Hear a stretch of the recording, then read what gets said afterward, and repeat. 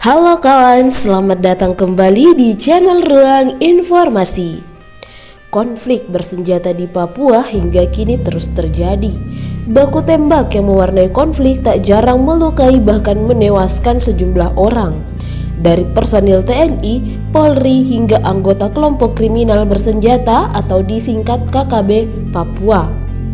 Setiap konflik yang terjadi di Papua selalu muncul nama Egyanus Kogoya. Lantas siapa sebenarnya Egyanus Kogoya yang dianggap sebagai tokoh di balik konflik Papua, khususnya di Kabupaten Duga? Egyanus Kogoya sebagai pemimpin organisasi Papua Merdeka atau OPM di Nduga. Egyanus dianggap sebagai tokoh yang paling bertanggung jawab atas aksi serangan yang dilancarkan kelompok kriminal bersenjata. Usia Egyanus tergolong muda sebagai pimpinan KKB Papua. Dilansir Wikipedia, Egyanus lahir pada 1999 silam, yang berarti saat ini ia masih berusia 23 tahun. Kelompok Egyanus dikenal sadis dan kejam. Mereka tidak segan membunuh setiap orang yang dianggap menjadi mata-mata. Egyanus Kogoya merupakan sosok pembunuh berdarah dingin yang lahir dari keluarga pro Papua Merdeka. Ayah Egyanus adalah Silas Kogoya yang merupakan salah satu tokoh kelompok pro Papua Merdeka di Mapenduma yang sangat disegani. Meski cukup muda, Egyanus menjadi salah satu dari sekian banyak orang yang dicari aparat penegak hukum Republik Indonesia. Salah satu jurnalis senior di Papua, Victor Mambor, mengaku sempat bertemu dengan Egyanus Kogoya pada 2019 lalu di distrik Bua, Kabupaten Duga. Untuk bertemu dengan Egyanus, ia menyebut ada pihak lain yang tidak bisa dia sebutkan membantu untuk membuatkan janji. Pertemuan Victor dan Egyanus pun sempat berlangsung hanya sebentar, sekitar 15 menit. Victor menggambarkan sosok Egyanus seperti remaja. Begitupun anak buahnya yang dinilai masih tergolong muda, usianya sekitar 17 hingga 18 tahun. Dari pembicaraan selama 15 menit, Victor menilai Egyanus merupakan sosok terpelajar, berbeda dengan masyarakat lain yang ada di pegunungan. Namun, Egyanus yang mengetahui bahwa ia sedang berbicara dengan seorang jurnalis meminta agar hasil pembicaraan mereka tidak diberitakan. Dari catatan polisi, sejumlah kasus yang disebut didalangi Egyanus Kogoya diantaranya sebagai berikut. 1. Penembakan di Bandara Kenyam. Pada 25 Juni 2018, kelompok Egyanus Kogoya menembaki pesawat Twin Otter Trigana Air yang saat itu disewa Brimob Polri. Pasukan Brimob ini sedang bertugas untuk mengamankan pilkada. 2 orang juga terluka akibat insiden tersebut. 2. Penyekapan guru dan tenaga medis. Pada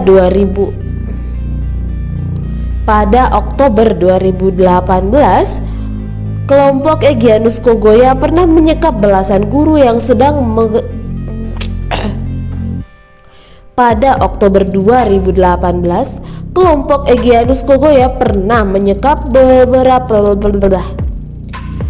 Pada Oktober 2018, kelompok Egyanus Kogoya pernah menyekap belasan guru yang sedang bekerja di SDY PGRI 1, SMPN 1, dan tenaga medis yang bertugas di Puskesmas Mapenduma Nduga. 3. Penembakan di Jalan Trans Papua. Pada Desember 2017, pekerja Trans Papua di Kecamatan Mugi diserang kelompok Egyanus Kogoya. Pekerja proyek bernama Yofi Kosondah meninggal dan seorang aparat terluka berat. 4. Penyerangan terhadap pekerja PT Istaka Karya. Pada 1-2 Desember 2018, sebanyak 25 pekerja PT Istaka Karya, kontraktor Jalan Trans Papua, dibawa ke Bukit Puncak Kabo. Dengan tangan terikat mereka ditembak. 19 orang disebut tewas. Menurut Kependam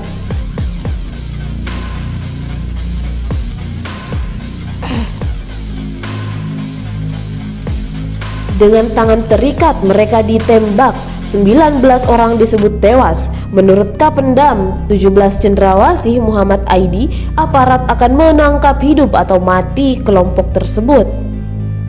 5. Egyanus tembak mati perwira TNI Angkatan Laut. 2 personel TNI Angkatan Laut yakni Letda Muhammad Iqbal dan Pratu Wison Anderson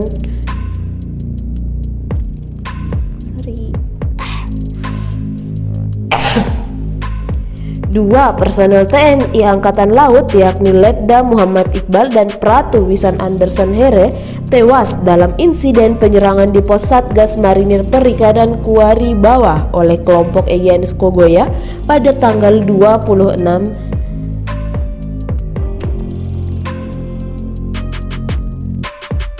2 personel TNI Angkatan Laut yakni Letda Muhammad Iqbal dan Pratu Wison Anderson Here tewas dalam insiden penyerangan di pos Satgas Marinir Perikanan Kuari Bawah oleh kelompok 2 personel TNI Angkatan Laut yakni Letda Muhammad Iqbal dan Pratu Wison Anderson Here tewas dalam insiden penyerangan di pos Satgas Marinir Perikanan Kuari Bawah oleh kelompok Egyanus Kogoya pada tanggal 26 Maret 2022 sore.